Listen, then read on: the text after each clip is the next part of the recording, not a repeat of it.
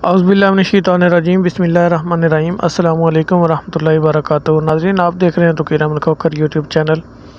اگر آپ نے چینل سبسکرائب نہیں کیا اور چینل سبسکرائب کر کے گھنٹی کے بٹن کو دبا دیں تاکہ آپ کو ہر آنے والی نئی ویڈیو کی نوٹیفیکیشن ملتی رہے۔ ناظرین، دن آج اتوار ہے اور یعنی سنڈے ہے۔ اسلامی تاریخ آج پاکستان میں 17 ربیع الثانی ہے، جبکہ سعودی عربیہ میں 19 ربیع الثانی ہے، اور انگریزی تاریخ آج 13 نومبر ہے، جبکہ پنجابی یعنی دیسی تاریخ آج 30 کاتک ہے۔ اسلام آباد میں طلوع آفتاب آج 6:38 پر ہوگا، جبکہ غروب آفتاب 5:06 پر ہوگا۔ دمام سعودی عربیہ میں طلوع آفتاب 5:57 پر ہوگا، جبکہ غروب آفتاب 4:51 پر ہوگا۔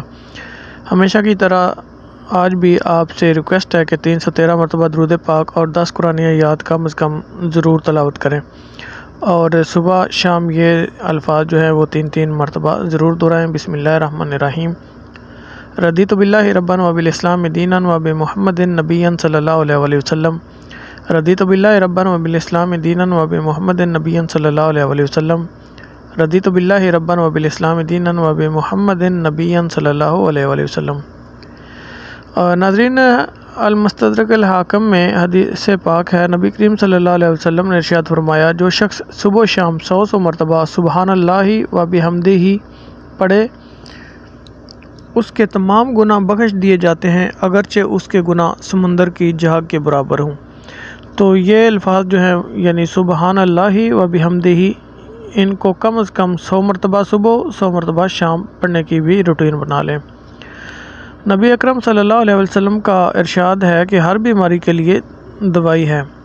حضرت جابر بیان کرتے ہیں، رسول اللہ صلی اللہ علیہ وآلہ وسلم نے فرمایا، ہر بیماری کے لیے دوائی ہے۔